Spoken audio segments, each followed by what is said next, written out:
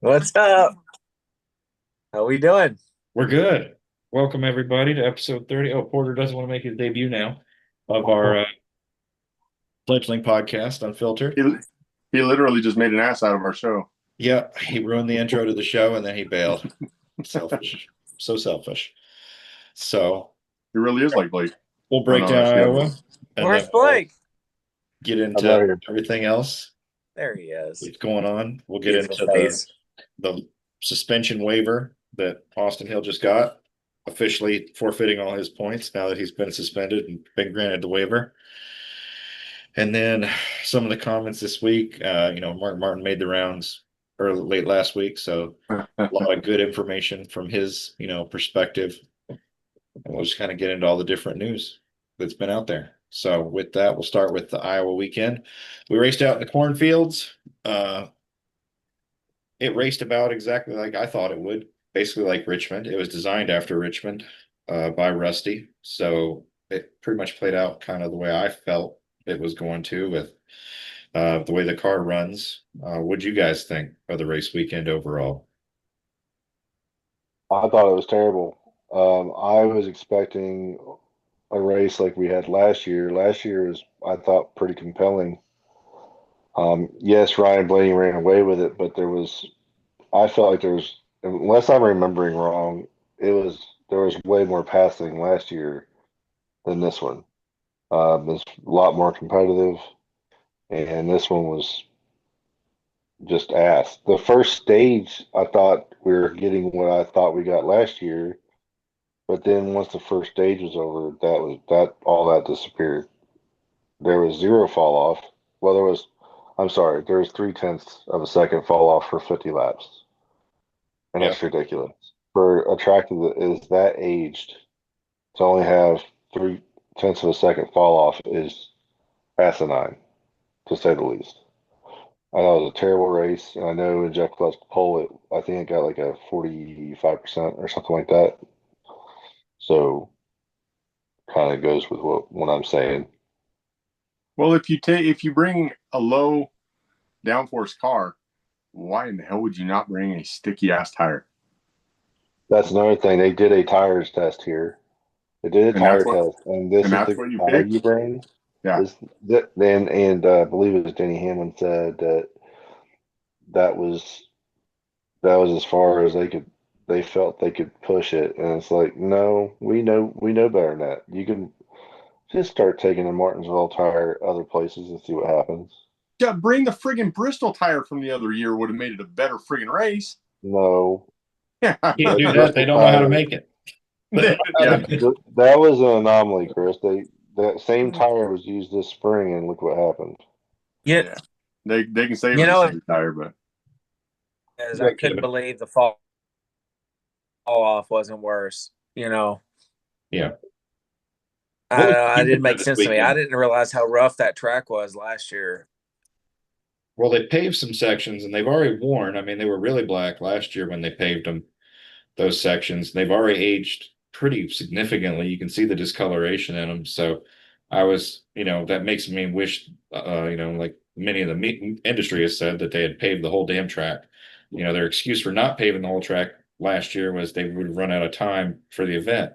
Well, you've had That's 12 months. hogwash. What the hell are you That's waiting on? hogwash. That's ridiculous. So, That I don't believe that for a second. They just don't like spending money. yeah. And so you look at that, that's well, the way. according to Junior, it's the track's responsibility. Yeah. Who owns the His track? argument was interesting. Like, you want me to come, Wait mow a your minute. yard or pave your driveway when it's not mine? Like, I understand his argument. I still think NASCAR should be investing in every single track NASCAR. I know possible it's that the they fucking race track. at because I mean that was kind of my take on it. I mean, I understand what Junior was saying. So so you're saying that you'd be okay with me saying that you have to come pave my driveway? Well, if you're going to use it, yeah. I That do that that that it was kind of in that was this climate. Yeah, like what you're saying, Chris. I agree 100% with what Junior's saying, but on the opposing argument side of it, we're not going to build any more racetracks. So it's incumbent on NASCAR to preserve every single facility out there that's left whether you own it or not. If you are racing on it, you should be investing in it because eventually the real estate around these places is going to become too valuable, like Auto Club, where you'll lose these facilities. Where are we going to race when all these facilities are gone because the land around Charlotte and Atlanta and Kentucky and like they become so valuable that you can't afford to have the racetrack? We can't race in every city on city street races. NASCAR will be dead if we do that. So you've got to invest in your smaller tracks, your South Bostons, Who and said? Not if you ask Ben Kennedy. you're not wrong. Race Last week, can while race y'all on the weren't on field. here, we gave him one flower. He's got one flower this year. I'm Well, I'm looking going to piss on forward that to flower every time I get a chance to. I'm Chris looking probably didn't forward to listen last racing the week. base. I think that's going to be an amazing thing. You know, racing on the naval base. Separate from that, there's him and Jim France. I don't think they've done a damn thing right. You know, you look at what we've got for an IMSA car. Yeah. So, so the racing itself, I agree, wasn't very compelling. There wasn't Well, passing because once Jim you go Jim did the one thing whole right. Jim did one thing right. fire, Brian. He came out of the right dick. All right.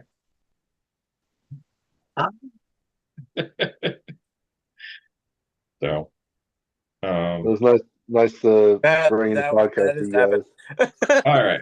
So back to the tires. So you said there was only 3/10 of fall off. The problem with the fall off was that everybody fell off, and when they were falling off, they were cording. Like there was no in between. There's no, Who all quartered? right, wear them out and manage them. A lot of people in the field had corded tires. Larson did. No, he didn't. Penske cars. He did have one set that corded. They showed a picture of it on Twitter. It was on the outer edges. It wasn't across the whole thing, but I mean, several of them were having cording issues throughout. So, As everybody Hamlin, knows, you I know, listened. I listened to the entire audio, and they never told him that. well, that's probably good. well, Hamlin said his did. Yep. Hmm. Which my biggest thing wasn't the tires. It was the crappy fuel mileage thing oh yeah. on the screen saying he's got this percentage and he's going to run out. And then they stopped showing it because they realized it was wrong. Oh yeah. The last 8 Well, laps of the race. It's been wrong all year, and me and Chris had this talk after the race Sunday night. We've had, I believe, 4 races this year where the crew chiefs were wrong. They knew they were going to run out of gas, and then they still won the race. And So how had does that a happen? full burnout, Yeah, burned it the down and still didn't 23, run the out. Drove it to 23 victory last lane. week, the 23 last week. We can't make it. If we do 2 overtimes, we cannot make it. And they stayed out. They won. They did a victory lap. They did burnouts, and it's like, I don't think these engineers and crew chiefs can do math anymore. There is something wrong with everybody's math because everybody that thinks they're going to run out don't run out. Yeah. You're just building onto the comment that I said I have to throw in here at some point. It's just ain't the time yet. Okay.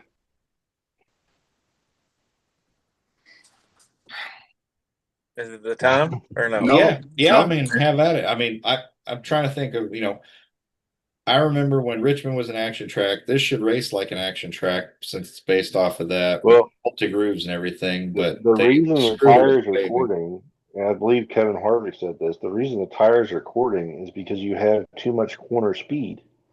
Yeah. If you gain horsepower, you have to slow down farther. Therefore, you're going slower in the corners, and then you lose the cording. I don't understand why it's so hard for them to understand that.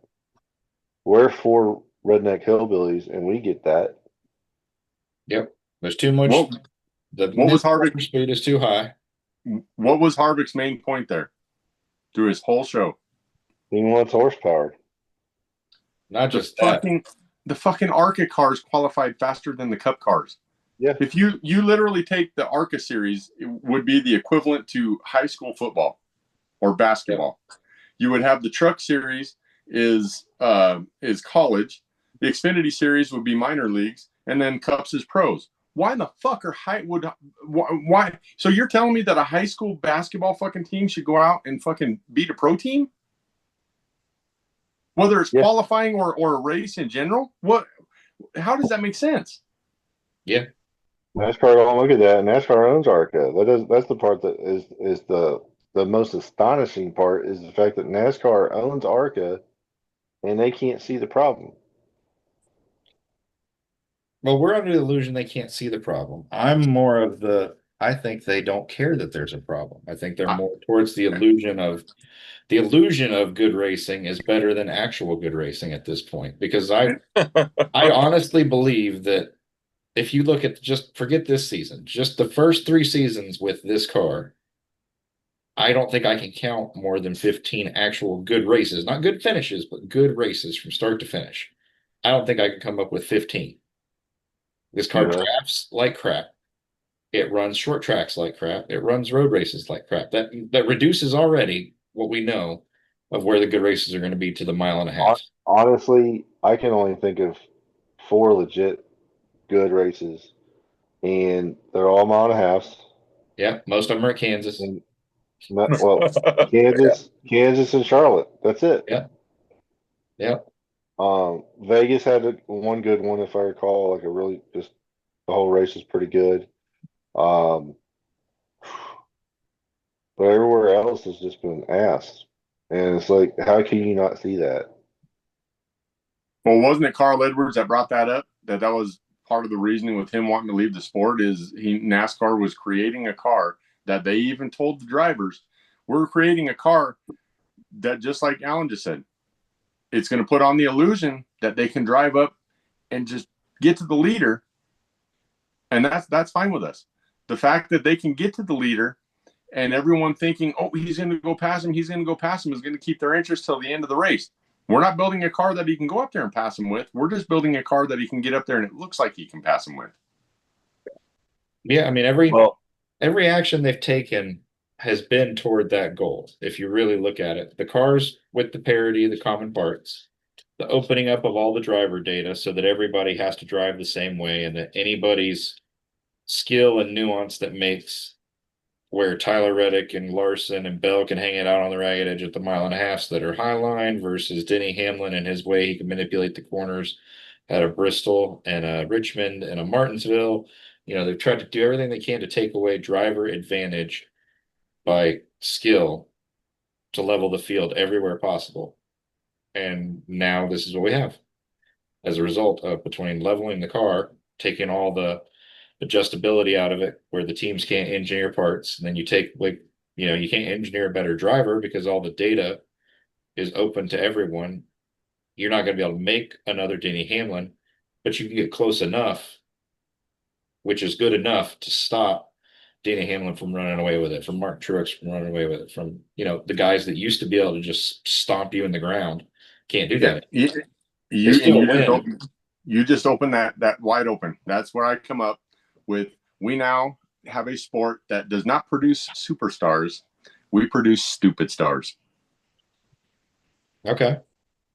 You make a fucking car that you put somebody, you give them all the information they need, which they may not be able to drive as good as Denny Hamlin, but if they just happen to get track position, you built a fucking car that Hamlin now can't go and pass him back, even though he's a better driver, even though he has a better car.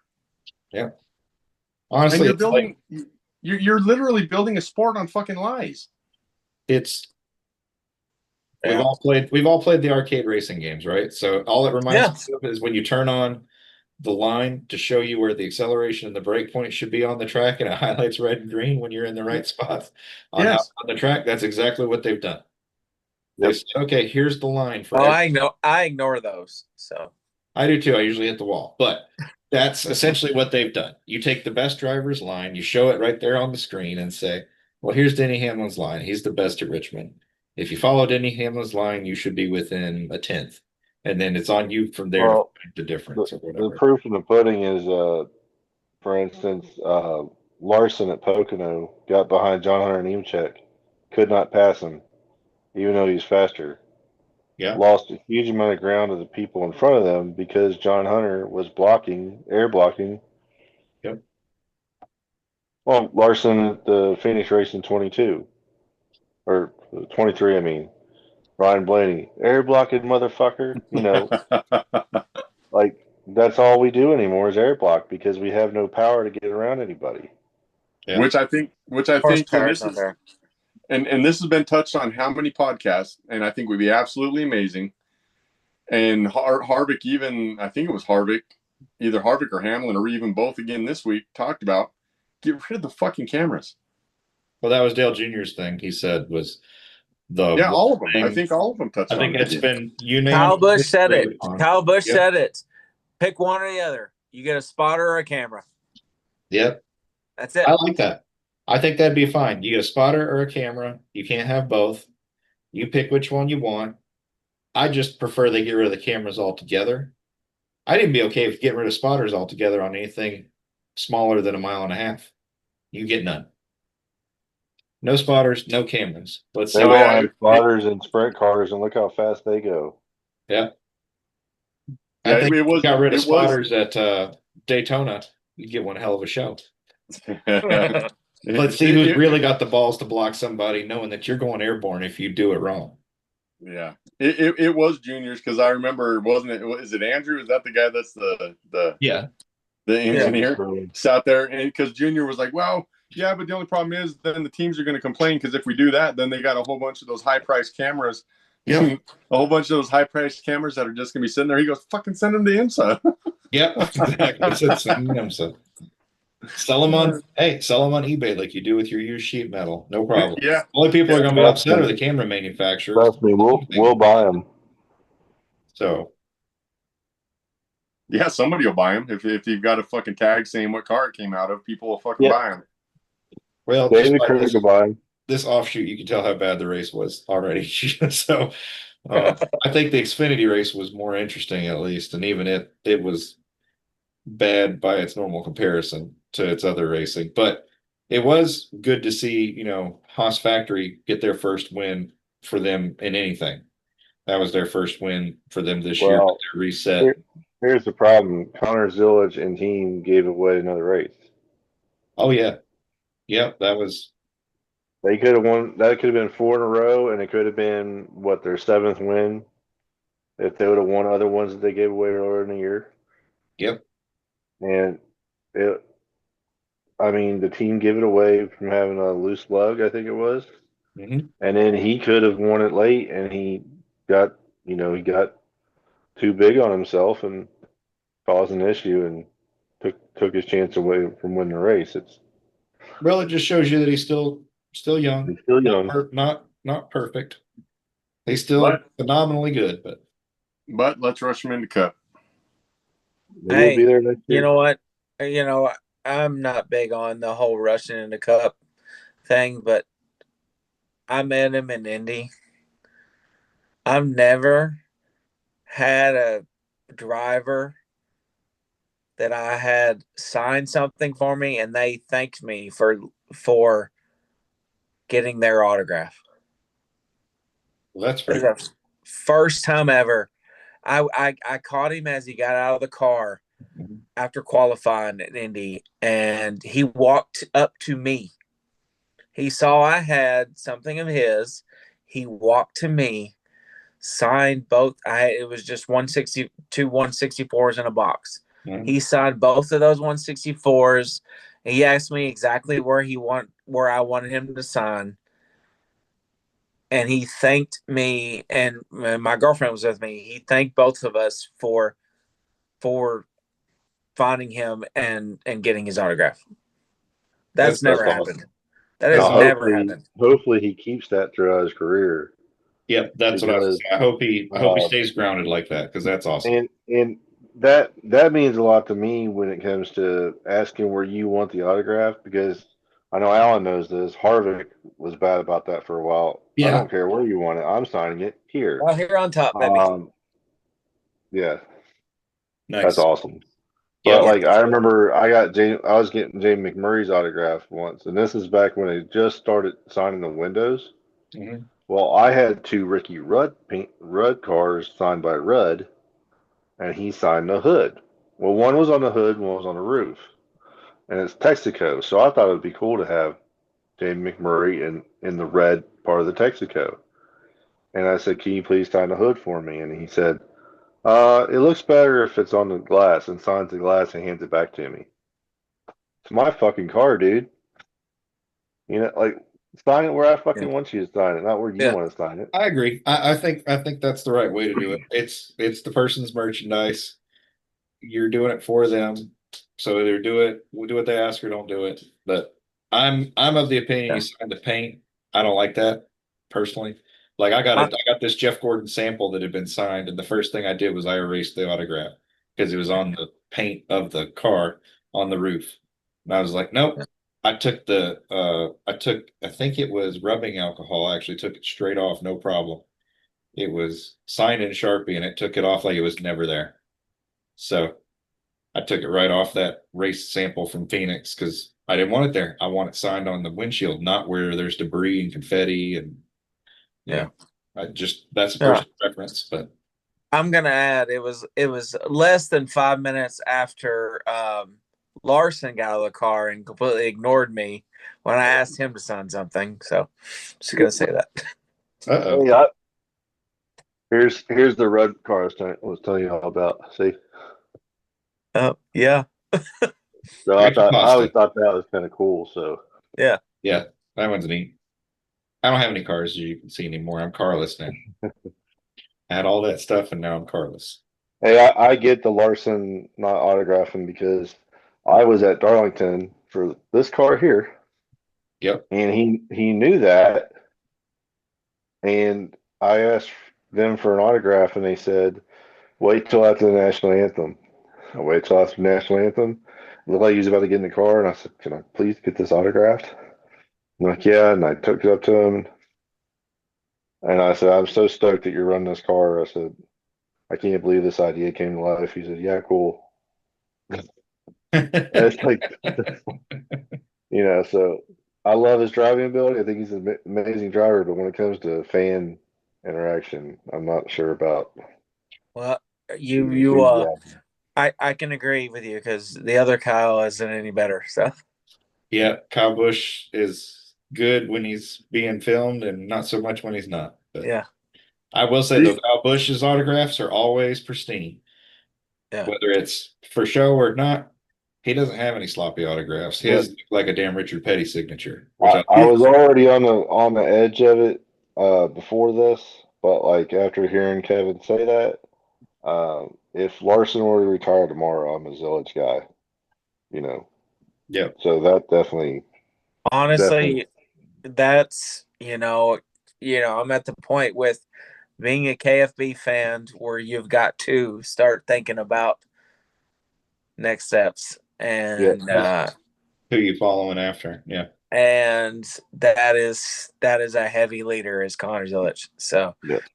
just and a lot of it, his skill, but also that interaction, with him, that means a lot to me more than anything else. Yeah, I never have had a driver thank me for getting their autograph. So Well, but being a that fan of leaps his and could bounds. take you. I don't know how old you are, but he's 18 years old, so that could take you 25 years into the future and never have to worry about getting another driver again.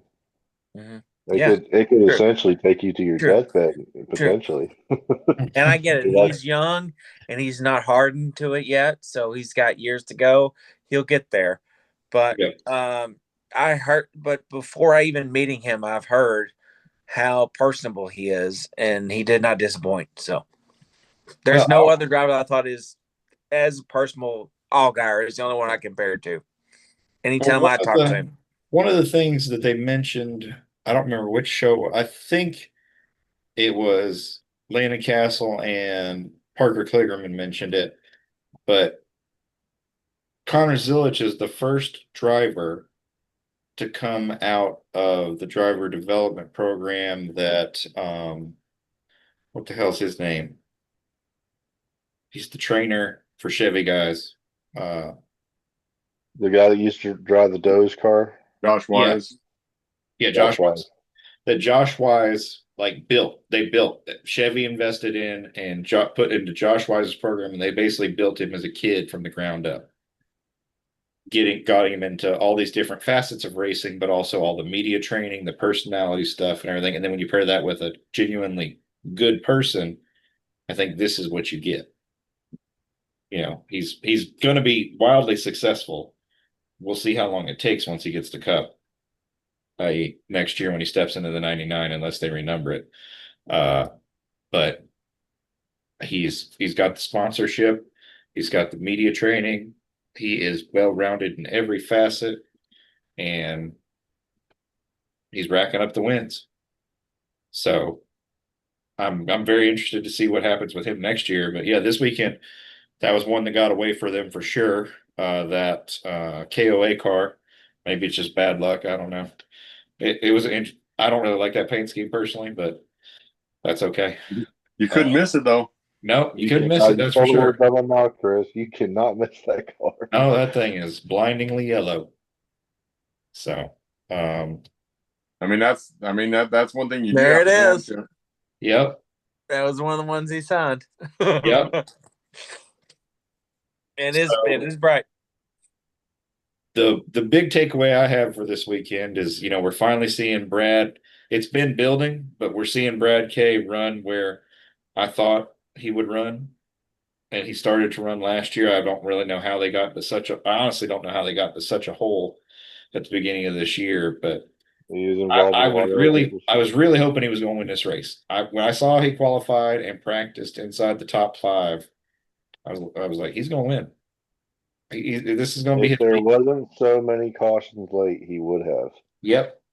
And if he Yeah. didn't have those late cautions, it was his race. I was really thinking he was going to win. If not, honestly, I was expecting Briscoe to snatch another one. Um, he's on a hell of a tear for front row starts now that he and James Small have gotten this car, where he likes it, where they are, they're in a rhythm. So, yeah, Just hopefully it doesn't turn into a Newman where you end up with more poles in your career than wins. I don't think so. I mean, but I mean, we'll see. But in order to win them, you got to be up there, and especially with this car, you got to be starting up front. You don't typically win them from the back. You got to qualify well. So they're Well, getting the hard part. that would be Briscoe this year. Yeah, so you got to be up front in order to get the chances at it. So now that they've got it, they're competing for it. If they're doing this now, heading in, we're 3 races from the playoffs. If I'm the other guys, like, you better get your stuff in gear because we're about to start the part that matters in the current format. So, uh, anything else y'all want to talk about with Iowa? I mean, like you said, it wasn't really a particularly interesting race, unfortunately. Well, I do have something. Yeah, go ahead. Chris got to hear me have a meltdown about it Sunday.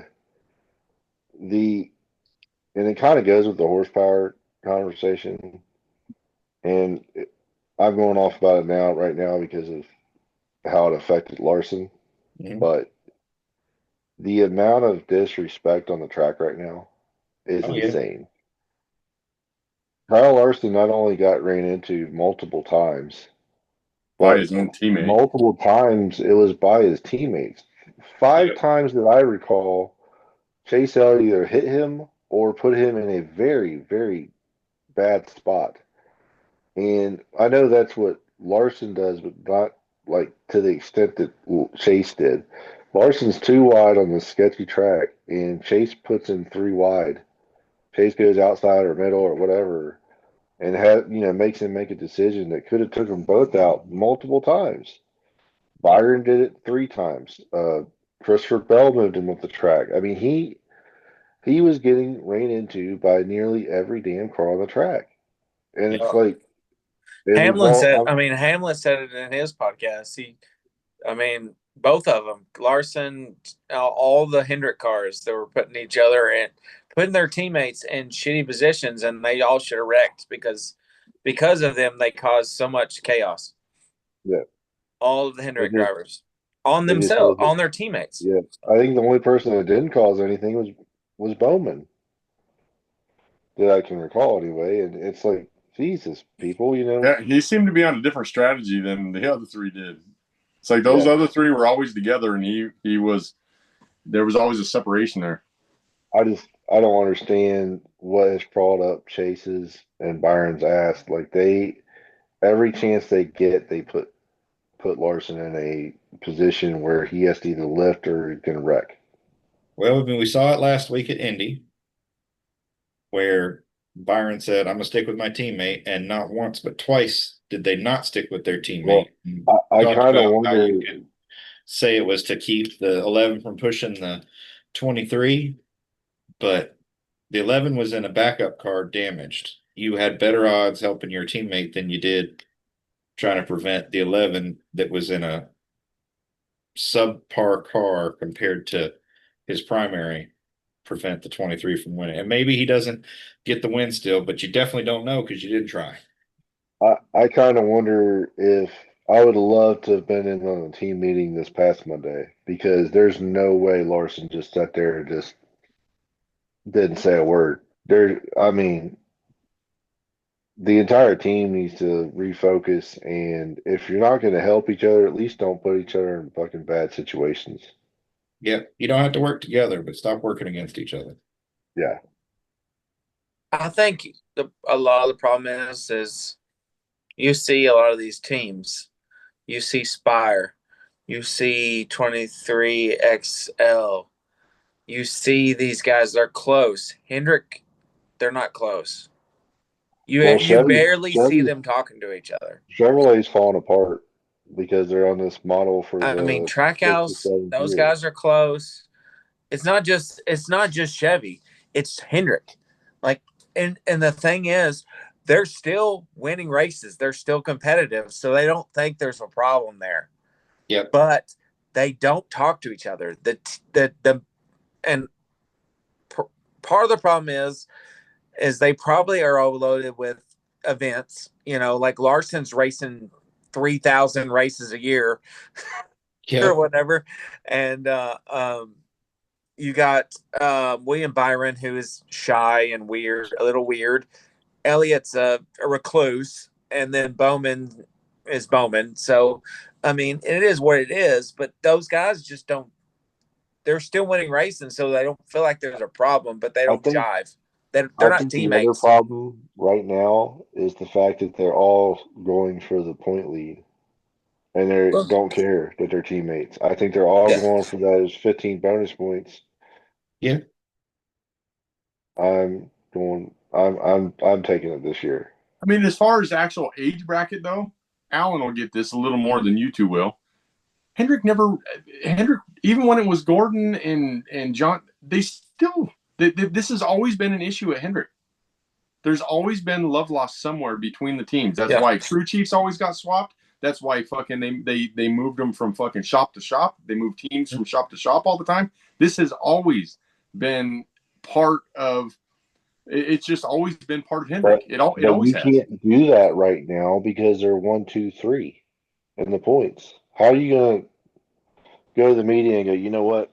I'm moving Cliff Daniels to the 9, and I'm moving this guy here. I'm moving, how you doing that? You Well, can't. I'm not saying moving the teams right now. I'm just saying as far as the just there's never been a whole lot of cooperation that ever happened on the racetrack. Not even just with the teams. Yeah. There's just never been that cooperation within that organization that I can ever remember. And that's and like you said, Alan would get a little more than you two will. Hendrick has always been that way.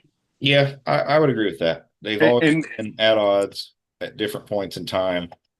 Whether it was Terry and Jeff, yep, Ricky when he yep, was there, and Daryl. yep. Uh, you know, and Well, then how many times did fucking Jimmy and fucking Jeff didn't get along? Junior had to switch with Jeff in order for Junior to improve because he couldn't thrive over in the other building. And then once he got around them, it got better for him. But yeah, it's a Hendrick And then structural thing. you had the 5 that was a revolving door for a while. Yeah. 5 Yeah. car was a revolving door for a long time. Well, I am curious, we are now, not that it's a charter discussion, but being that we're capped to 3 teams going forward, at some point, one of those 4 has to go away. Same thing with JGR. At some point, you're going to have to trim down both of them. I'm curious which car, not driver, but which car is the one I that gets trimmed I away still because it's don't going to think be a we're ever team. gonna force them to go to 3. Oh, they will. They will, because there will come a time where it'll be more of a contractual thing. Like with a sponsorship ends, NASCAR's not going to let them renew one, basically. Like it's kind of like, to me, the singular deal with our AT&T that Richard Childress had, and then once they were gone, they couldn't. Once it expired, they couldn't renew it because of the new rules.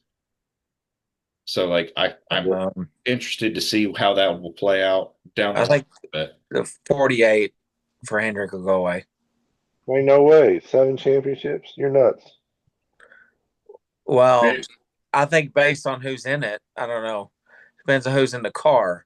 yeah, I well, mean, They might the get rid 48 of might not go driver. away, but They'll move the 48 to maybe Larson or Chase. I don't of the know. numbers, it would be the 5, the 24, and the 48, and then Chase will get booted out of his 9 into another number. you think they're going to boot Chase? I mean, like, Well, yeah, I the mean, 9 doesn't have any significant historical yeah.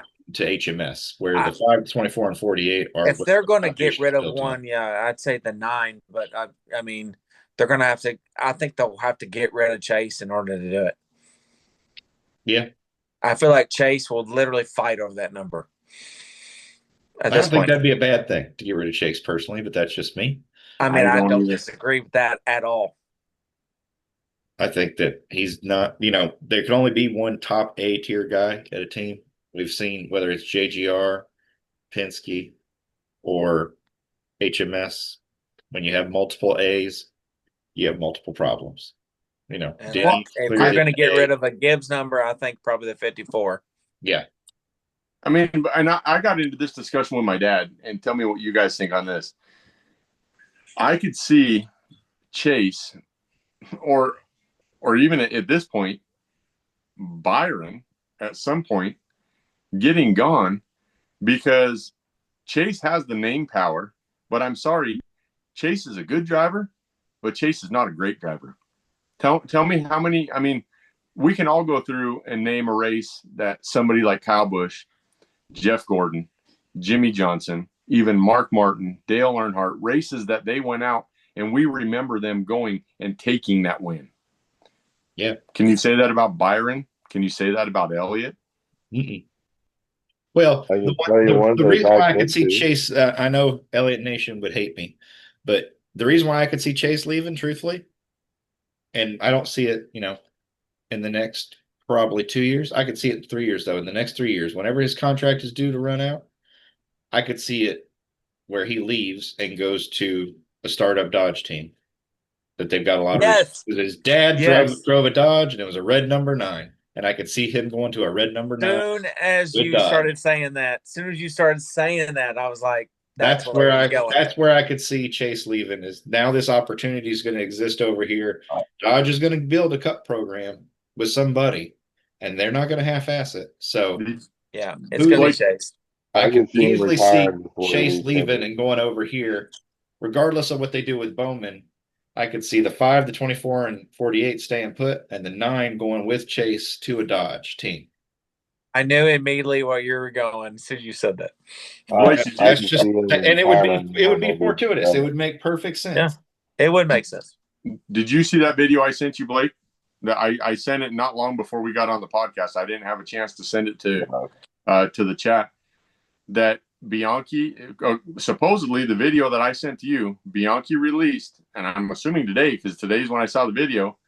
That fucking Dodge has been, and it looks like potentially starting as soon as 26 could be starting that Dodge team with fucking Childress. What? What car? I don't know. Well, hold on. Would it be Wait. a cup team or would it be an Xfinity team that they'd be starting with? That they didn't. From what To me, there's no got, value in them starting an Xfinity Was team. the video? it was a video I sent to you, but it was right before we got on the podcast. And they said Jordan Bianchi's the one that reported on it, and I'm assuming it was today because this is the first time I had seen it. But Dodge it was with right. Childress. What's that? Dodge Yeah. with Childress. Yeah. That'd be interesting. All right. I mean, I thought have they fully announced it? Ram Dodge 2026, right? That's what they're saying. It's Well, yeah, happening. they're definitely doing the truck deal starting next year. But they don't know. they haven't announced what team yet, right? Right. They've got basically some feelers out there, whatever, but nothing they're really willing ready to announce. But Yeah, and that's what I was thinking about this. I'm like, I don't see. I mean, they brought up 26 at some point in that, but I'm like, I really don't. There's no way that's going to happen in a fucking cup car. No, it'll be No. 28. It'll be 28 at least. Yeah. But Childress blew my fucking mind. That would be very shocking because as far as I know, he's I'm sorry, but there's Chevy nothing from on start to Jordan finish. Bianchi's timeline that says anything about Dodge anywhere. Okay, with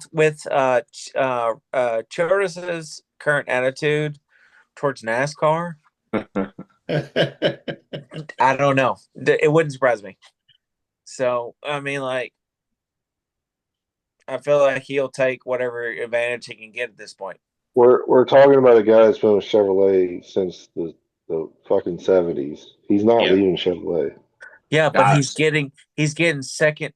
He knows it. He's getting second tier shit now. if he's lucky, he's getting second tier. Yeah, Yeah. at The least. only reason he's getting second tier is because that's all his team is giving him. It's not because Chevrolet's stopped helping him. You think Chevrolet is giving him the shit that Hendrick's getting? Hendrick gives Chevrolet more info than Chevrolet gives them, Yeah. in my opinion. I don't know. Well, since we're talking about I all feel that silly like as season far as stuff, Chevrolet teams, the Childress is the back burner. I agree. I think more of the money is Yeah, going towards well, Spire You at this got point. you got I Hendrick, you mean, got Trackhouse. I feel like they got a Childress little, Inspire. they got a little step up on colleague, at least. Yeah. Yeah, Yeah. but I feel like Childress and Inspire are right there together, and it's really mostly just Hendrick, and then Trackhouse is Yeah, if I had underneath to there. say where the money's going, I would say Trackhouse is probably your secondary, not Childress, because Trackhouse is the one that's been winning all the races, not Childress. Trackhouse, whether it's with SVG now or Chastain / Suarez prior, like other than the handful of wins for 2 years that RCR got with uh, Kyle Busch and Reddick, they haven't had much to speak of on the Cup side. Where Trackhouse has been, whether it's one a year or multiples a year, has been consistently delivering, whether they're behind or even or ahead, no matter what. So Well, and it also shows the alliance that uh, Spire has with Hendrick as opposed to uh, what colleague is any information that colleague's getting. And honestly, it shows at Spire better than it even shows at Hendrick with the overall weekly speed that you see usually out of the 71 and the 77. mhm. The sevens had a few little shows of it, but I mean, the 71 and the 77 are way faster than the 3 and the 8 week in and week out. Yeah. Yeah. So as I mean, far as- even at that group, they're. I mean, I don't know. well, as far as we can talk about silly season for a little bit. So as far as silly season is concerned, I'm pretty confident that Haley's out of a ride come the end of the year. I don't know who's After going all in. that money that Hendrick got paid to get him in that car. Well, getting him in there, if you don't do anything, it doesn't really matter. So, If that's true, has nothing's ever come of that, has it? Well, I mean, no. Brad Keselowski is pretty sure of So it. Hey, is that my a feelings are potential that, landing spot for Suarez? well, that's where I was going. So Suarez needs a new job. It's been rumored he could end up at JRM. That would be a step back in his mind, even though he didn't set the world on fire in Xfinity. He won, but he didn't set the world on fire to do it. So I don't know how that would turn out, but that wouldn't He's be a got a bad deal championship. because you'd definitely be going into the winningest organization in the mid-tier racing series and probably have more fun, truthfully. You're going to go there knowing you're getting into winning cars because Zilich is getting out of there and going in that 99. It ain't been announced, but we all know that's where he's going. Well, who was it made? Somebody made a comment. I think maybe it was Hamlin made a comment. Somebody did this week that, there's an announcement coming this next week. Yeah, so that or was door bumper clear. I think it was Freddie. Coming for what? What? For Zilich. For Zilich. Announcement for Zilich coming. I hope that the one we all know is coming. I hope he runs the 87 and not the 99 personally. Well, I mean, not that matters, but there's no real, brand identity there for either number. So, well, doesn't Red Bull prefer 80 numbers for some reason? They were 83 and 84 before, so yeah, and 82. And 4. 82, 83, and 4. And then 4. I mean, and Red Bull be on it for sure. So you'll have a full-time Red Bull car back in the Cup Series. That'll be a change. So Zilich will end up there. Suarez, we don't really know what's going to happen to him yet. I'm fairly, like I said, I feel like Haley's going to be out at Spire because even though Hurricane Hocevar is a goddamn wrecking ball, he's fast. If they can get him to stop bouncing off everybody and everything, he should win some races. So critical today. God, who is that? Who is that announcer? The British guy. Oh, Lee Diffie. Lee Diffie's awesome. He's something. That was I'm not going to say the word. I'm not going to say the words Diffie, awesome, but he's something. I like him better than Rick Allen. So, well, I like him better than Chris Collinsworth, but that's not saying much. Yeah. So there's that. We know that to point of the Caden Honeycutt deal that what's his name? Truck King right now. Heim time is going somewhere because he's going in Heim's truck. So yeah, he's got to go. I mean, he's got to go somewhere. So that means Heim's either going to Xfinity full time or Cup. Where's he going to go in Cup? Assume if he's going to Cup, that would be he would be going where Riley Herbst is. Well, that doesn't make any sense if what you said earlier this year is true. No, I agree. I agree that'd be interesting because Herbst has the monster backing and everything. He won't go where Herbst is because that whole charter is purchased by Herbst's freaking family. Right. So then if he's a JGR, if the point being, if he's a Toyota development driver under Hamlin, then where does he go? Does he end up over with Legacy because they're after a third charter? If they get the third charter, they got the injunction from Rick Ware so that Rick Ware couldn't sell the other charter. He's either going to be in a JGR Xfinity car, or he's going to be in a Cup, or he's going to be in an extension of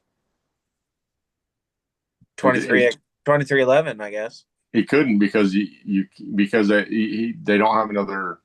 Yeah, with the way the charter shit's going right now, they can't add a fourth car into that organization. Whether it's they're already tapped out at 3, not. So if he can't go to have to be 311 directly, and all the seats are full as far as we know, they can have another unchartered car.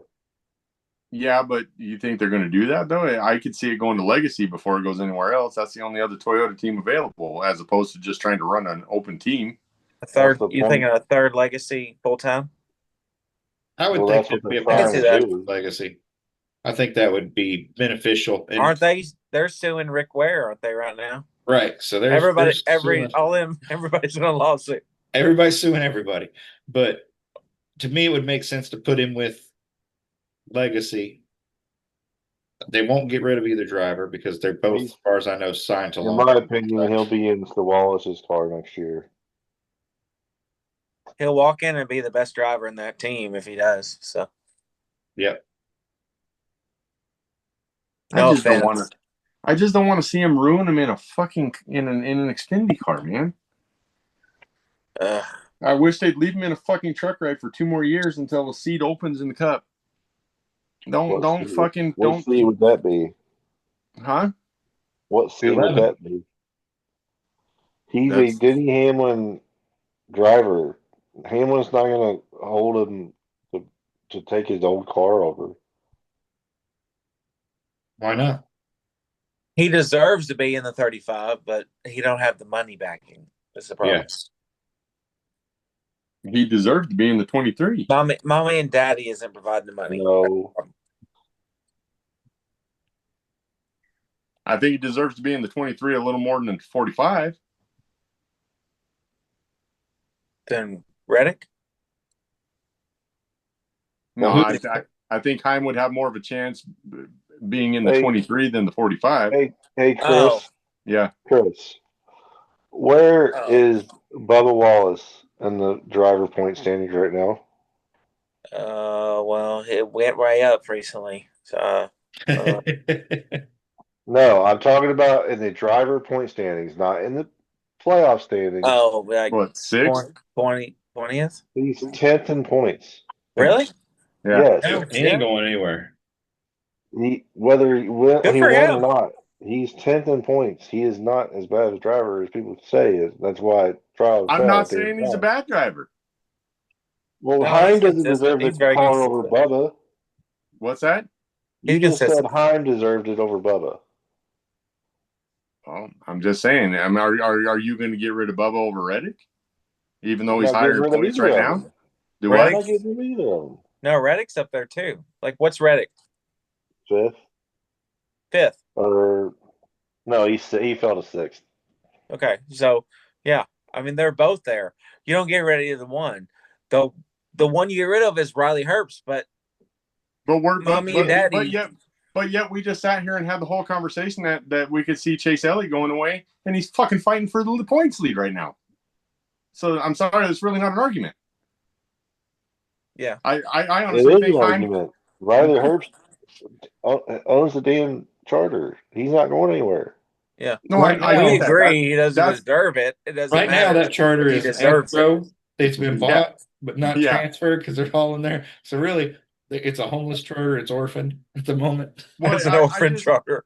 I just hate the simple fact that Denny Hamlin doesn't address the one thing that I've actually listened to him bitch about himself, and the fact that, okay, so if you contracted Heim, then put out there what you're actually going to fucking do with him. If not, you're no better than the guy you fucking drive for that's hired how many kids, gave them fucking hopes that they were going to be fucking cup drivers, and then just fucking send them out to fucking pasture. Oh, sorry, we don't have a ride for you. Bye. Yep. That's exactly what he's going to do to fucking Heim. You mean like Kyle Larson? What do you mean, like Kyle Larson? He was in the Toyota pipeline. Well, yeah, but I mean, but look at all No of them. way. Yeah, he was. You didn't Larson know was a that? TRD? Yeah. Yeah, fucking the ARCA series. I didn't know that. Yeah, his ARCA Yeah, cars buddy. were all Look, fucking Toyotas. Kevin won the K&N Series championship with this car right here. That's right. I forgot about that. Yeah, dude. Yep. Oh, regretting that one, I'm sure. But I mean, but how many of them? We've seen how many of them throughout the years? Yeah. You're not That wrong. could have saved us from all that Hendrick Blue Oh my god! race wins. Save me. Would help diecast sales for sure. Well, next week or this weekend, they're racing up here in New York near me at Watkins Glen. Anybody not think it's going to be SVG's trophy? I do. Who you think is going to beat him I just don't. other than himself? Nobody. I just don't think that he's going to win a fourth road course race this year. I know that's what everybody thinks he's going to do, but they beat him at Coda. Yeah. So, I mean, And they haven't since. And they haven't since. And he almost won this race last year in a subpar car. And he's going to be there in his best car. next week, kicking their ass next all over week the place with. podcast, you all can say, Blake, we are not worthy. Who are you saying? If Who he do you doesn't think's win gonna that win? race, it's going to be because of some bad strategy. It's not going to be because. You think it's Larson? Larson's going to make his Grand Phoenix come out of the ashes return to road course wins? If he was going to do that, he would have done it Sonoma, not Watkins Glen. Yeah, he's not wrong. I'm going to say if somebody wins, somebody other than him wins at the Glen, it's going to be either Busher probably, or Busher's got to probably have it. Bell, probably Christopher Bell. Chase Elliott. No, Hon- I don't think so. Honestly, the way Brad ran last week. I would love that, but he ain't run like that on road courses. That's not the same thing. Now, Uh, wait, now, Not now go in back two since and his, weeks, in go 2 weeks, back not and since his Dodge number 2 days. yeah, I oh, was I gonna know. say, I was gonna say, yeah, I'm not that could saying be he an doesn't argument. know how to road race. I'm just saying in this car, he hasn't been that successful road racing, so I'm not too worried about him. Now, where I would worry about Brad coming up there and taking another spot away on the playoff grid is the one that comes Daytona. 2 weeks after that at Richmond. He almost won Iowa, and that's Richmond Light. And Well, and you got fucking Richmond is Daytona right before that, right. No, right after. Daytona's after that. or Yeah. after that, yeah. So you've got Richmond, where the track has widened out. They're running more lanes, which is going to come after the Glen. I think it's going to be SVG's trophy this weekend. Just only person Agree. I can see. Truthfully, the I only person I agree. can see challenge him is Zilich going to be in the race this weekend? Yep. Yes. Okay. Red Bull. All right. So his own teammate might challenge him for it, but otherwise, Dillich will yeah. win. Dillich will win the Xfinity. Zillich is in all and 3 SVG on the races Cup. this weekend. Okay. Zillich is in all 3 races this weekend. There is a chance of a three-peat on road course. Oh, that's right. He's running truck too. Yeah. Yeah, that's right. But Forgot about that. Dillich is running truck. I'm expecting KFB is SVG to going to get a win. truck win this weekend. Woo! Yep. So I think Zilich is going to win unless he does what he has done before, which is he just, smokes it and gets a little too high over the bar there. He should win handily at the Glen. Are they putting Ty Gibbs in any of these races? Give me 1 second. Now I'll say I that have that Gibbs could be the Gibbs surprise is my winner. dark horse. And Yeah. I'm not talking about Gibbs in the Cup race. I'm just talking about the shit that can happen in the 2 or lower races if you put fucking Gibbs in there, because a lot of those guys are raced together and they always just seem to have a little bit of a hard on for each other. SVG's in the Xfinity race and the 9. And So he'll GM's roll. put Riley Herbst in the car instead of grandson. They Well, really put it should Herbst? be an interesting. The Xfinity race will be good then because it's going to be SVG versus Zilich, and then everybody else. Bell's running Friesen's truck, right? Yep. He'll run well in the trucks. I don't know if he'll win because I don't know the caliber of the truck, but in terms of like where it ranks on like as a road course truck. But if it's any good, Bell gets They have a win out this of it. year. I mean, they have a win this year. Yeah. Be there. There's a lot of guys. I mean, William Sawalich is in Kyle's 1. running the trucks. Kyle's in 07. Bell's Sammy running the Smith's in trucks. the I mean, there's a lot of 7. Ross Chastain's in the 44. Connor Zilich is in the 45. Bell's in the 52. Chris Buescher's in the 66. So you're saying this might be the one truck race this year to watch? Yes. Yeah, Buescher is this is first ever truck race, right? It might be. Well, that'll be interesting. I might actually watch all 3. I'm pretty sure it's Buescher's first ever truck race. Okay. It's going to be fun. I actually am more excited to watch the truck race than any other. Yeah, because you're going to have so many top tier pieces of talent in there compared to what it's been, which has been basically a shit show. But what you're saying is everybody needs to fucking take this and send it to fucking NASCAR and be like, this is why these motherfuckers should be in these races every week again. So that these kids can fucking learn from them, damn it. Exactly. Yep. Because it's gonna be a Get rid of the Kyle Busch rule. Yep, it's gonna be a masterclass this weekend based on the amount of Get top rid of the Kyle Busch rule in the other 2 series from above that are coming down. So we should get 2 good shows. So the truck series, we're actually going to get to see the superstars, not the stupid stars this week. Yeah, I wish they would look at their ratings at the truck race this weekend and see how it compares, or based on how many of those guys are running this weekend. Is it a Saturday or Friday race? Because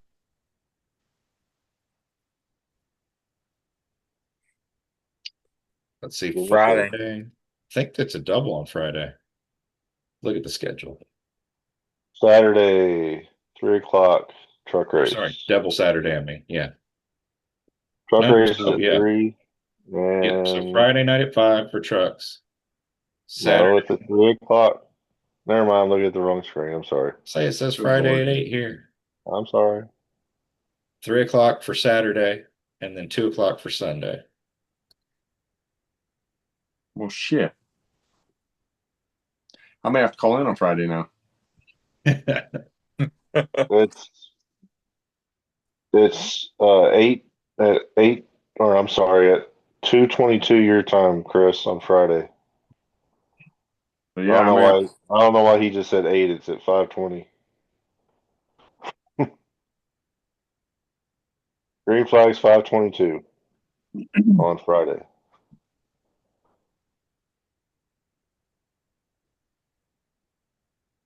Yeah. All right. So do we want to? So I don't know if this interests you all at all, but I thought this was pretty interesting. So Fox Sports or Fox has bought a portion of the IndyCar series. 10%. That's very interesting to me that a TV sponsor or a TV network now is a owner in a series they broadcast. And they're also the sole distributor of it. So, I'm wondering if Fox, they've lost some of their ties to NASCAR. They lost a portion of their races. Their coverage has been beat to shit for years now. They lost their head NASCAR content guy to college football. Um, I'm very curious if Fox is seeing the writing on the wall that NASCAR doesn't want to, even though NASCAR just got this $7 billion deal. If they're looking over here at IndyCar and saying, you know what, these guys are multinational in terms of their driver lineup, and they're on our big network, and they're a lot cheaper for us to invest in and build into a series the way we want.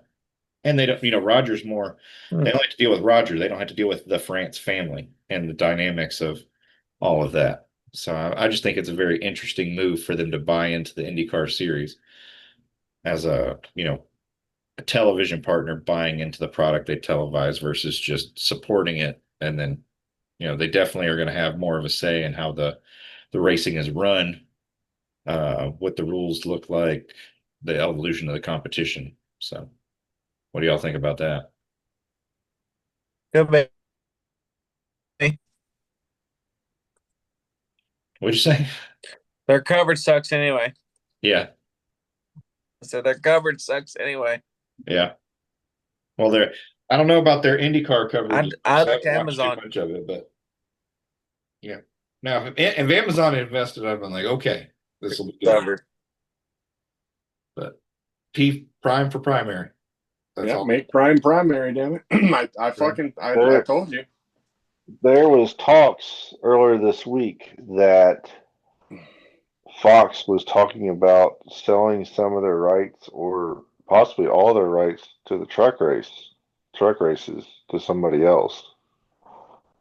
And I kind Oh, of, FF. that would be neat to see Prime pick that up. That would be great if Prime picked up the truck series. I'm very curious because we said at the beginning of this year, at the TV announcement, Xfinity announced that they were not going to sponsor the Xfinity series next year, but they stayed with them this year, one additional year to give NASCAR time because of the leeway to find another partner. And they haven't mentioned one thing about a future partner yet, about where that stands. They must be hanging out in the same closet GM is hanging out with, no announcements about their car. But I don't know. I don't know what they're going to do, but we're 13 races from the season being. Maybe We NASCAR don't is know doing who the same thing with primary partners with them. Maybe that's going to be the NASCAR Grand National Series brought to you by Bush could be. and Leaving Coke. Craftsman And as the last entitlement partner across the board. They'd be the only Yeah, series partner at that point that's maybe. the entire series.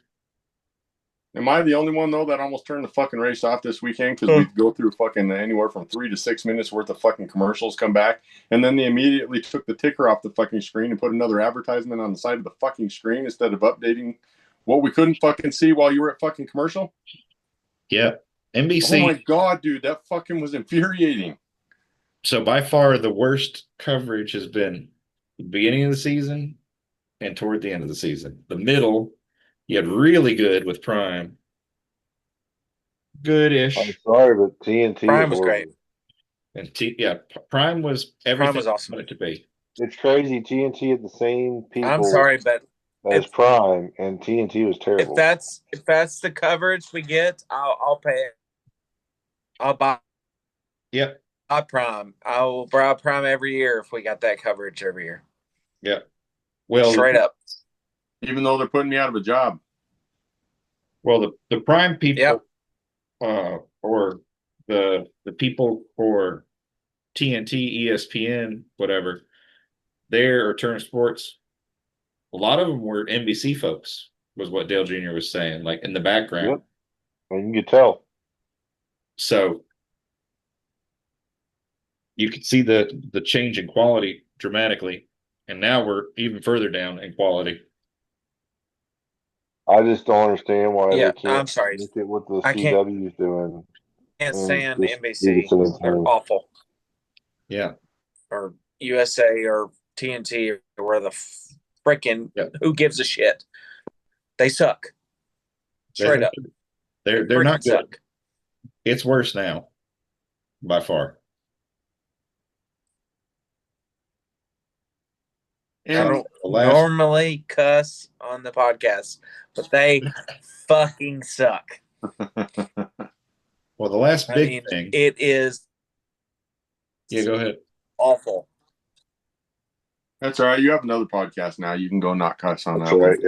Yeah. Oh, okay. They've been holding on. Okay. All right. All right. Here we go. Here we go. I was like, oh, he's cheating on us. I feel hurt. It's okay. No. So have any of y'all read the article that they posted about the playoff committee and how they all agree the playoffs are fucking awful, but nothing's going to change because it's too late to make a change for next year, even though it was supposed to happen this year? Have y'all read any of that nonsense? Oh, so they're trying to make us believe the same fucking bullshit that we just Garbage. talked about with fucking Iowa. Yeah. We don't have time to Garbage. fucking save the whole thing right now. Everybody in the room agrees. I'm hearing rumors we are going to have some sort of change. It's just not going to be the change we want. And And it the won't be before 36 race 2027. thing. Yeah. I hear it is going to happen next year. We just don't know what. But what Where are I've you getting that from? Because the article they NASCAR published on the radio. 31st says no change NASCAR expected radio. for 2020 XM radio. Mhm. All right. Which BS talking head said that? Larry Mack. Larry Mack. We'll see. There's one for you. I honestly think, and this is just me fucking guessing, I think they're going to potentially go back to a chase tile format. I'm fine with that. Because I think a 10 race playoff would just that will be meeting in the middle. You're still having a playoff, but you're point racing all the way through. You can't guarantee your way in just by can't guarantee your way through just by winning. You have to Alex Bowman that shit. That would be awesome. if they went back to a 10 race chase. Yeah. The winning. You increased the value of wins points wise, I think you'd be where you want to be. Mm-hmm. Because your regular points, I mean, you see it this year, you saw it last year, you saw it the year before. The build up that it was overlooked the first time they did the regular season title and how important it was. It hasn't been overlooked since. But you know, when Chase won it, but you look at the value those wins matter and the consistency and how that matters in getting you there.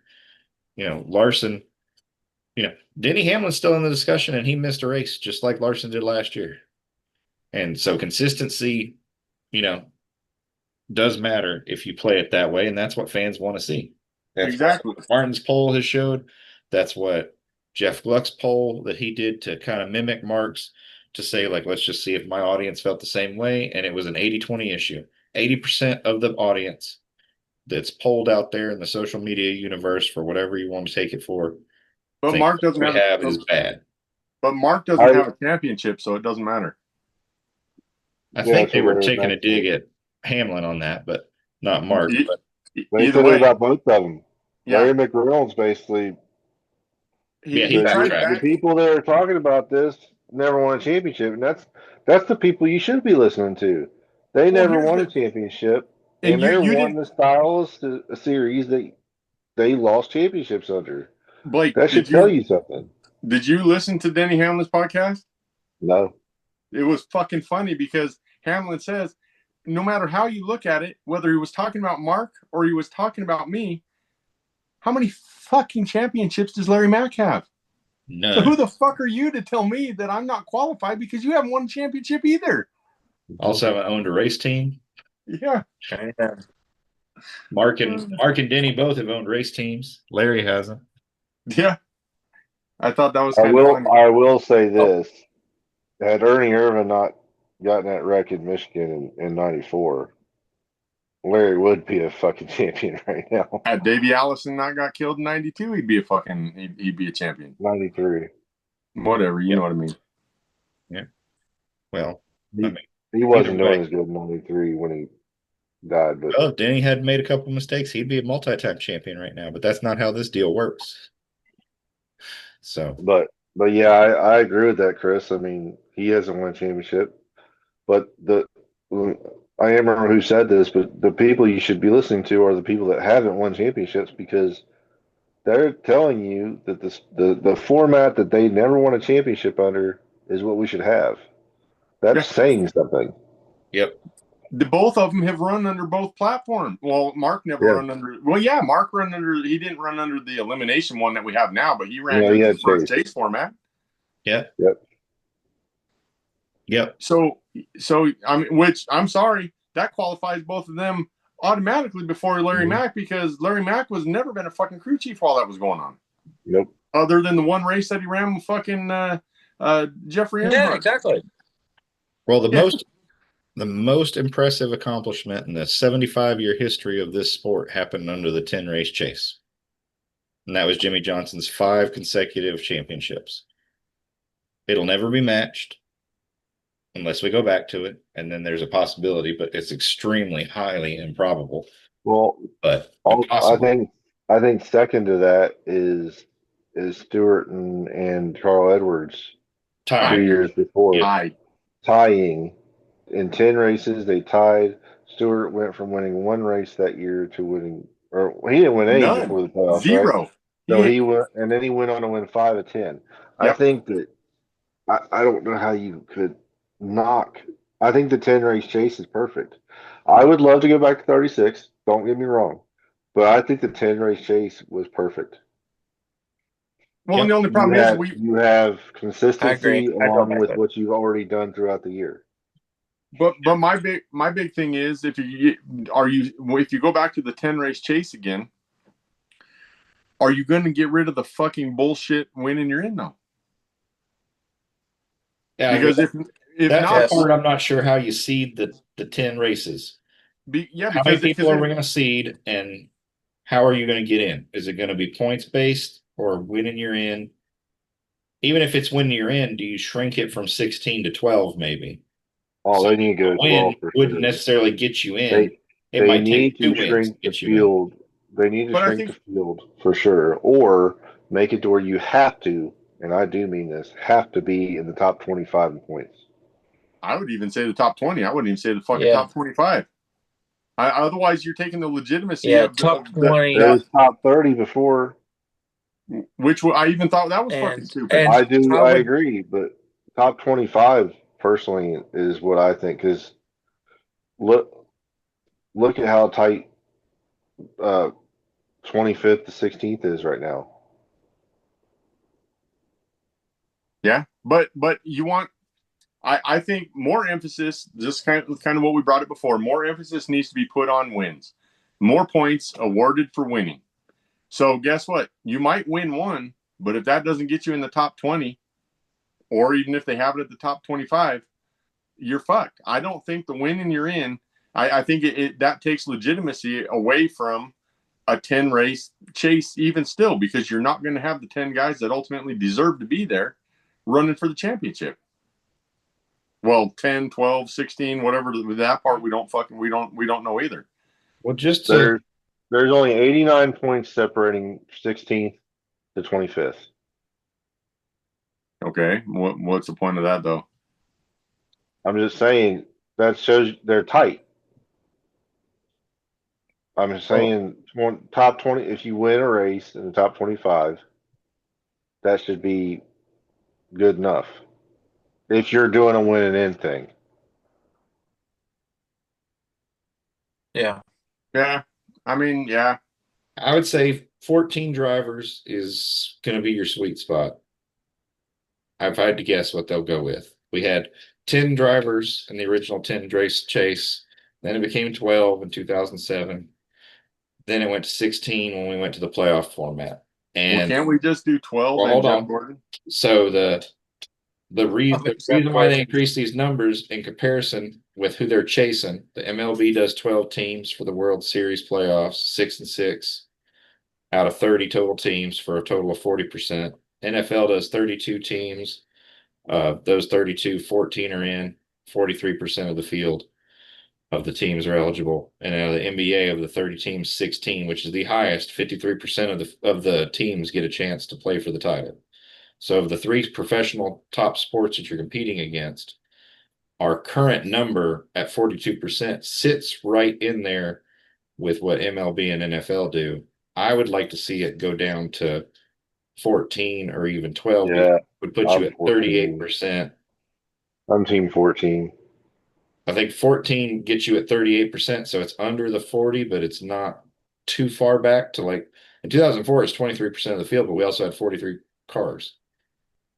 Now with But look at how exclusive that was, dude. I mean, that was. But with so many cars now that are close together that are capable, I think 14 is enough. There's 36 chartered teams. Of those 36 chartered teams, 30, no, there's not. 30 of them on any given week could win. There's only 32. There's only 30 chartered teams right now. You know what I mean? But on a given week, roughly 30 of them could win. So being Allen, of those 30, 14's roughly right there in the middle. So I think that would stick fairly well. Most people would probably be okay with that. And then the question just comes down to how do you decide who gets in of those 14 spots that are going to get in? Because we've had enough seasons with this car where you get 14 winners, 16 winners. Yeah. So I think winning you're in, that's fine, but you should also still have to be inside top 25 in points. And I think you're going to have more often than not, it's going to take more than a win to get in, more than one. I think you're going to get to a point where it's going to take multiple. I think that makes a hell of a lot more sense than just fucking winning you're in. Yep. Because I think at that point, if you've only got 14 spots, if you look at where we are right now in points, let me pull it up. I thought I had it. 13. We're at 13 winners. Right. So if we get one more winner, that would lock the field and kick out anybody who's below the points. And there's 3 races to go. So one win it would make everybody who's got one win sweat. Like, where are you in the points? Josh Berry would be sweating. I think if they're going to move to this format, you should have, if you want to be locked in as a winner, it has to be a multiple winner, because I still don't think it's fair that you're looking at the possibility of potentially 3 people right now in the top 10 that don't have fucking wins that aren't going to have a chance at the championship, which honestly should. Because right now, Ryan Preece is 13th in points, and he's definitely not going to make it unless he wins. Josh Berry wouldn't be the one to be sweating right now, by the way. He's 11th, and he's not going to make it, more than likely. Well, never mind. So you can't say it'd be SVG sweating, because Kyle Busch is 15th in points. He ain't going to make it. I forgot that he had multiple wins that knocks that thing out. Yeah. That one win of Cindric, that one win of Barry will move them from 21st and 17th respectively up into it. But if you move them up into there, they're barely going to make it if one win was enough. They're going to need So, more than one.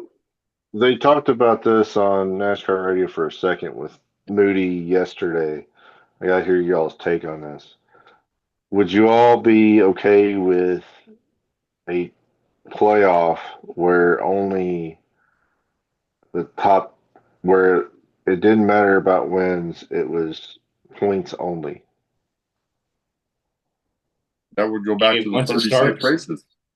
you mean So 16, top 16 in points Mhm. are in the playoffs, Yep. regardless of how many wins you have, like it used to be. But do the current format, but it goes strictly based off points. That Oh, would then why that not would just go to put the that would 36 put. race fucking season? Hold on. So inside I'm just that 10 telling you race what they're playoffs, talking about. That would put Ty Gibbs in, Kyle Busch, Ryan Preece, and Alex Bowman, which Alex is already in right now. But you know that Uncle Phil. that's that would kick Shane SVG out. That would kick Josh Berry out. That would kick Austin Cindric Cindric out. out. So you're saying the qualifications to get into those top 14 or 16 spots, you would have to make it on Be in the points. top Doesn't matter 16 how many points. wins you got. And then it Right. makes sense. All right. What do you Somebody do? brought that up on Moody's thing yesterday, and I just bring it up with you guys, seeing your all's thoughts. And My did anybody in there say why not just run the 36 race season then? Yeah, that's what Moody said. my thoughts is if you're gonna do that, you're gonna have okay. The goal is to rule out the fluke wins, right? Like the Harrison Burtons from last year, right? Yep. Um, so I We all feel know like you if you're love gonna having do 30 that, points in the make playoffs. it a 2-win deal. If you're gonna be locked in, like fully locked in, you gotta have at least 2 wins. Yeah, that's what I was just trying to say a minute ago. Yeah. Listen to If you. you're going to do that, I honestly, I think the winning you're in shouldn't matter, period. I think winning is important, yes, but I don't think winning should trump season long excellence. No, I mean If just you're make excellent all season, the wins come anyway. uh, So saying that a one race win, a one race win in a season should be celebrated, but that's like saying a 1-10 team gets to go into the NFL playoffs. That never happens. So why should it happen in stock car racing? Because You because went 1 for 26, because we or want the one for stick and ball 25. Why are you in the playoffs? because we want the stick and ball platform, even though we're not a stick and ball sport. Right, but if you want the stick and ball platform, then you got to play by the stick and ball rules. And in none of the three ones we talked about with their percentages does a 1 and X team qualify for the playoffs in any of them. So That's been my why should a 1 and 25 team make their that's been way my in if they're that's been not in my there on points already? yeah, that's been my argument through the whole thing. So to me, that's the thing they have to solve. Winning is an achievement, absolutely, it should be celebrated.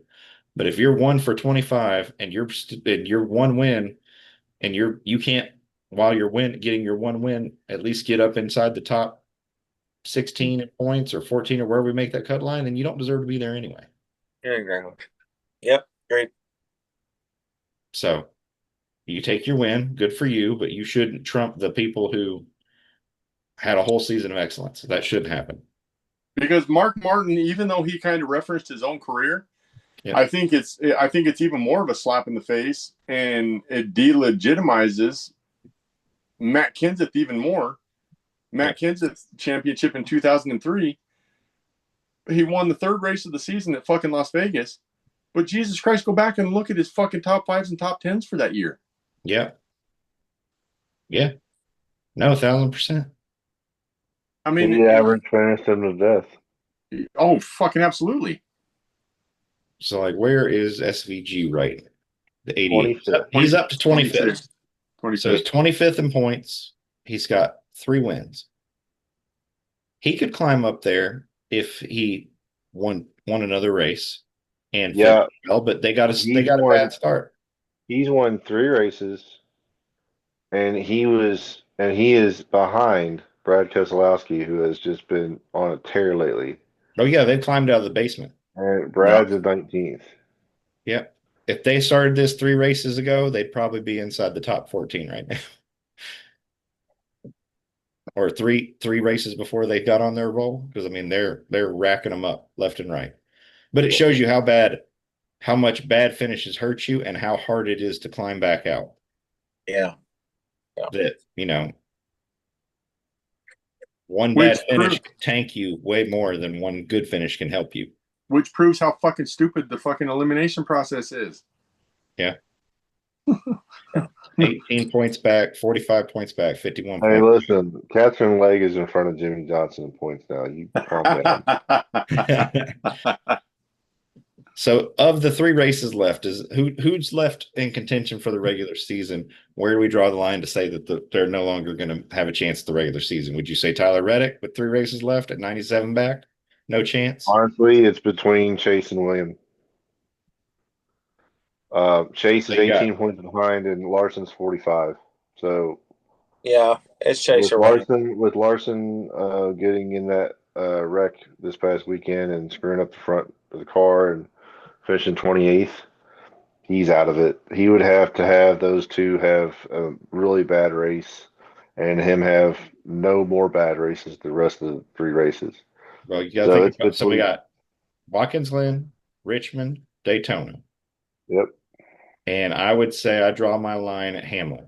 If you're 50, if you're more than where Hamlin is, I think you're 51. out of it. So 51 back. That's less than a full race worth of points with Richmond on the table and Daytona on the table. Well, Bell's definitely out. He's 2 races back. Oh yeah, he's 86 points back. He's done. So Reddick it's. 97. I mean, yes, there is I a think chance, but I I think think Byron it's wins the between I Byron think and Byron Chase. wins the regular season championship. Just saying it.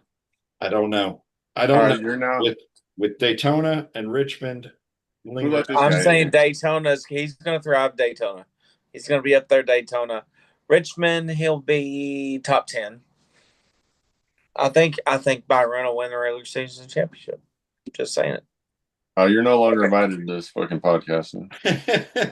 Honestly, even though Byron is 18 ahead of Chase and 45 ahead of Larson, honestly, I could see Denny being the one that walks away with it before it's all said and done.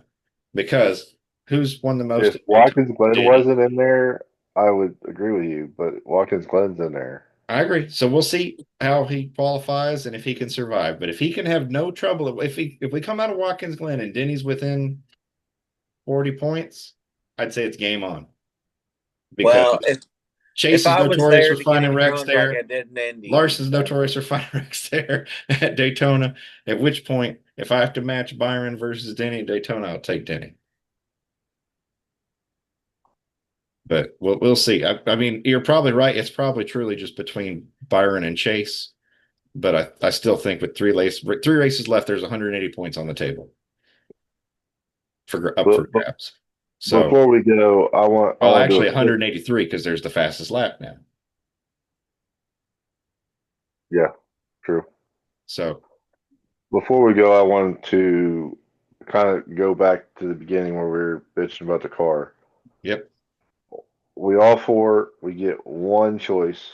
What do each one of you get to change one thing on this car to fix it? What are you doing to it? Alan, you go first. Mine's a package deal because you can't do one without the other. I'm going back to a 5-lug wheel, which would force it to have smaller brakes. I think those two things alone would make a massive difference because you Okay. get a bigger tire where the drivers can feel. You get a lot more rubber to work with that gives you much more options for fall off.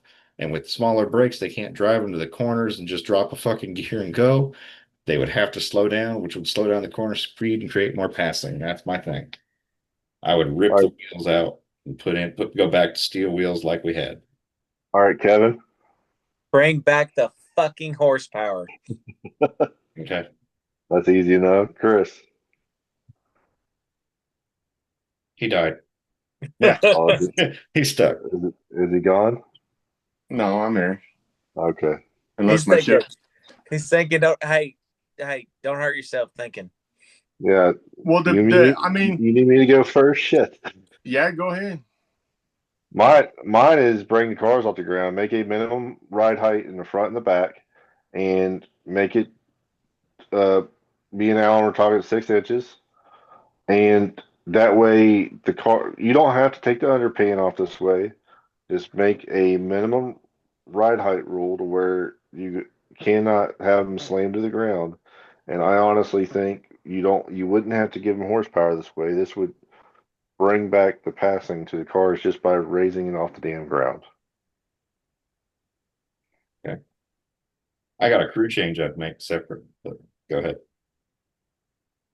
That and then not. I mean, if you implemented everything that we just said, but I think the one thing that was actually refreshing to sit and watch this week was the low downforce and how hard it was for these guys to hang on to the fucking car.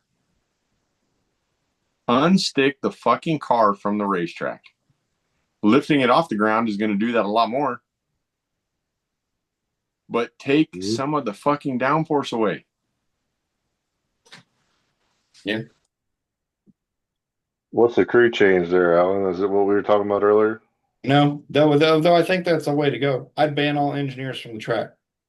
Teams are not allowed to have engineers at the track at all. They're still computers. That's not going to change anything. No, it would, because your guy who's changing shocks and stuff isn't an engineer. He's doing whatever the guy that's connecting the computer and reading all the schematic data from the car. Well, if I don't let you bring all that shit to the track, it's going to make it a hell of a lot harder to keep them all like this. But they can't put the toothpaste back in the tube. They've already said that. Sure you did. You just keep cutting people from the damn. I agree. I didn't say we're going to fire all the engineers. I just said you can't have them at the fucking track. They can be in the storeroom.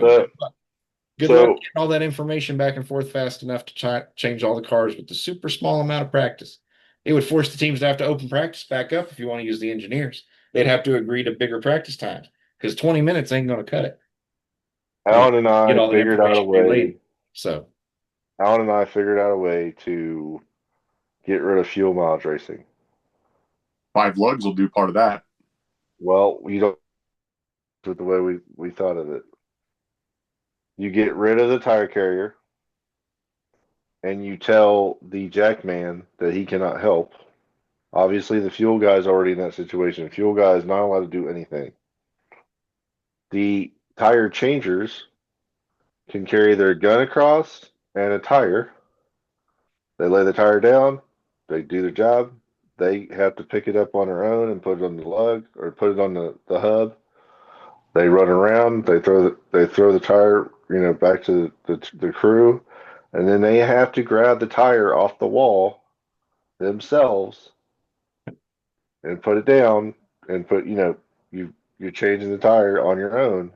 That is going to increase the amount of time on pit road, and then you're never going to have to worry about teams short filling unless they take 2 tires.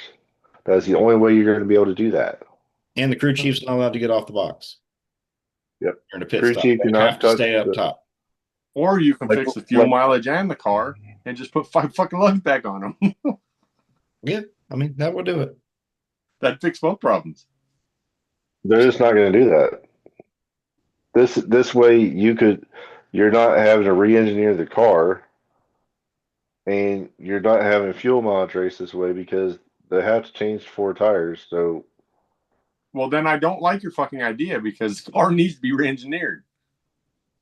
oh, I'm just saying there's ways to make this car better without re-engineering them. They just won't do it.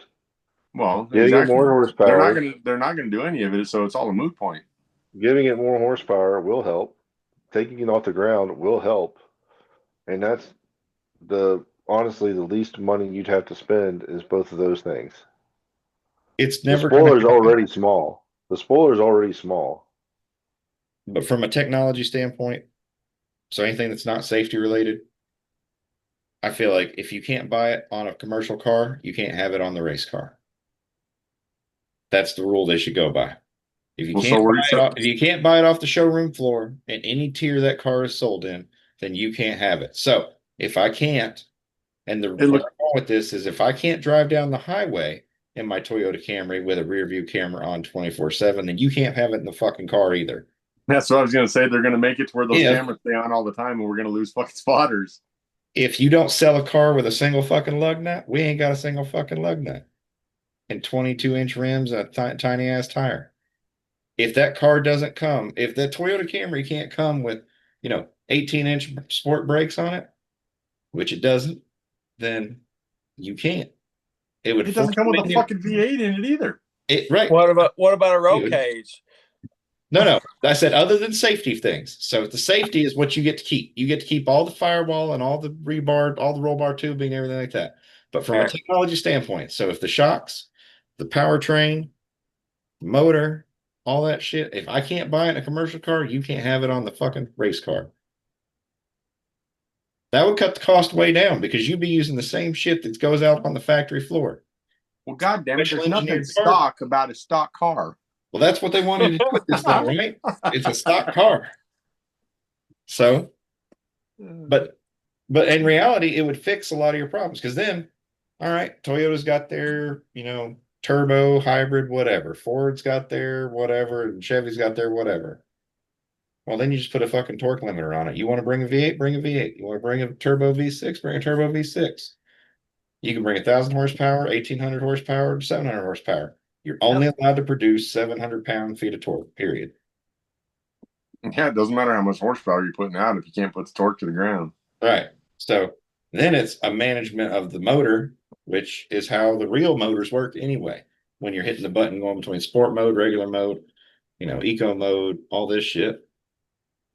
But I just think it'd be a very interesting concept. If you can't buy it on a production car that came off the floor, you can't have it. So, and because that camera is purposely designed for this. Why is it in there? They're never going to sell a car with that shit in it. You're never going to sell a car with a single lug nut. I thought the whole point was to let the OEMs make it where it was, more reflective of what you see on the street. And to Dale Jr.'s point, where's my single lug gang? We don't buy cars with single lug nuts. I'll go back. I'll go back to what awesome. Kyle Busch said. I agree. Make a choice. You want your spotter or do you want your camera? Yep. Which one? Or the other. Yeah. So, well, this show has been all over the map like a blender for once. So I appreciate y'all hopping on here. And with that, I'm good. Anything else y'all want to talk about?